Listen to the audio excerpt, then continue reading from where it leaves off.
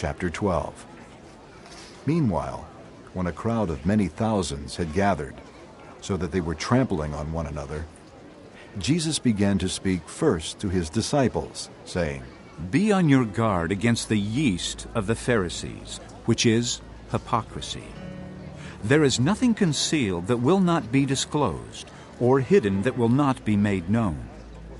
What you have said in the dark will be heard in the daylight, and what you have whispered in the ear in the inner rooms will be proclaimed from the roofs. I tell you, my friends, do not be afraid of those who kill the body and after that can do no more. But I will show you whom you should fear. Fear him who, after the killing of the body, has power to throw you into hell. Yes, I tell you, fear him. Are not 5 sparrows sold for 2 pennies? Yet not one of them is forgotten by God. Indeed, the very hairs of your head are all numbered. Don't be afraid. You are worth more than many sparrows. I tell you, whoever acknowledges me before men, the Son of Man will also acknowledge him before the angels of God. But he who disowns me before men will be disowned before the angels of God.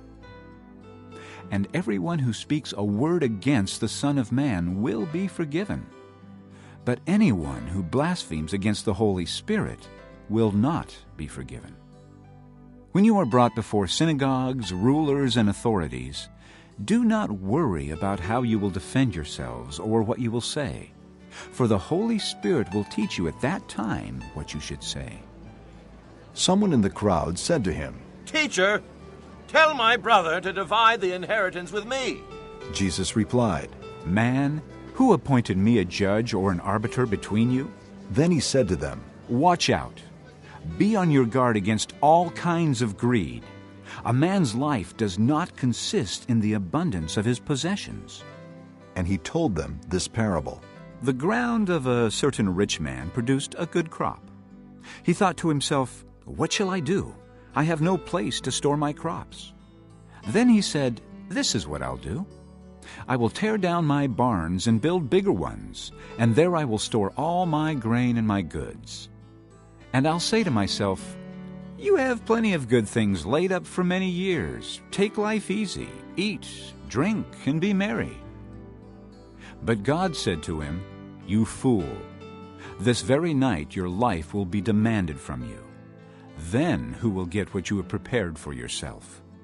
This is how it will be with anyone who stores up things for himself, but is not rich toward God.'" Then Jesus said to his disciples, Therefore I tell you, do not worry about your life, what you will eat, or about your body, what you will wear. Life is more than food, and the body more than clothes. Consider the ravens. They do not sow or reap. They have no storeroom or barn. Yet God feeds them. And how much more valuable you are than birds. Who of you by worrying can add a single hour to his life? Since you cannot do this very little thing, why do you worry about the rest? Consider how the lilies grow. They do not labor or spin. Yet I tell you, not even Solomon in all his splendor was dressed like one of these.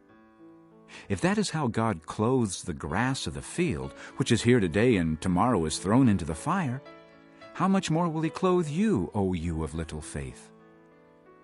And do not set your heart on what you will eat or drink. Do not worry about it. For the pagan world runs after all such things, and your Father knows that you need them. But seek his kingdom, and these things will be given to you as well. Do not be afraid, little flock, for your Father has been pleased to give you the kingdom. Sell your possessions and give to the poor. Provide purses for yourselves that will not wear out, a treasure in heaven that will not be exhausted, where no thief comes near and no moth destroys. For where your treasure is, there your heart will be also.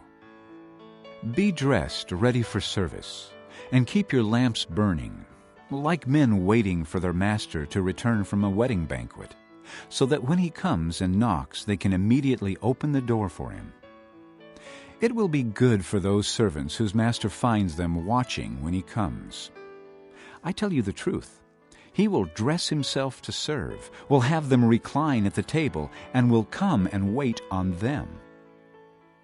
It will be good for those servants whose master finds them ready, even if he comes in the second or third watch of the night.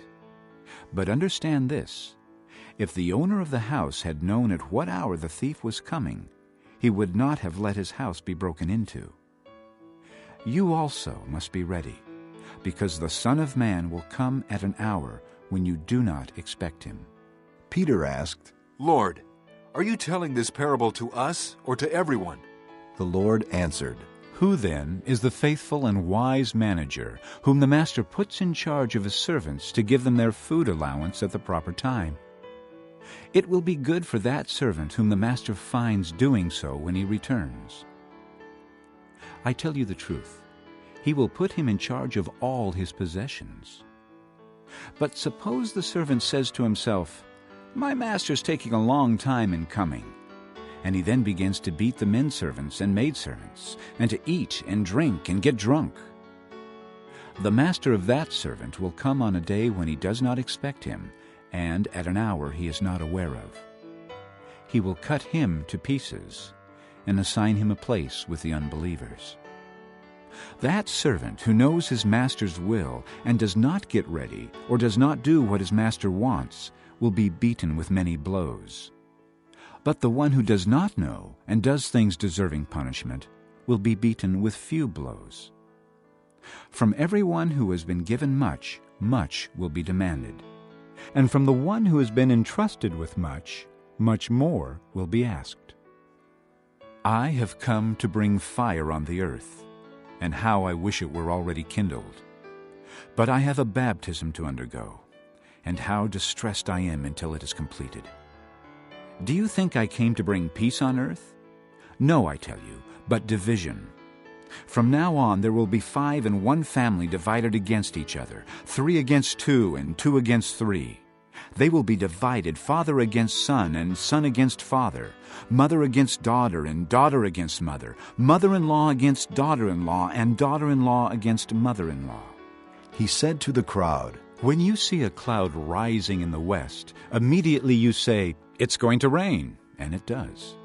And when the south wind blows, you say, It's going to be hot, and it is. Hypocrites! You know how to interpret the appearance of the earth and the sky. How is it that you don't know how to interpret this present time? Why don't you judge for yourselves what is right? As you are going with your adversary to the magistrate, try hard to be reconciled to him on the way, or he may drag you off to the judge, and the judge turn you over to the officer, and the officer throw you into prison.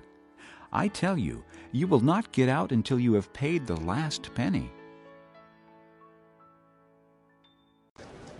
Chapter 12. Meanwhile, when a crowd of many thousands had gathered, so that they were trampling on one another, Jesus began to speak first to his disciples, saying, Be on your guard against the yeast of the Pharisees, which is hypocrisy.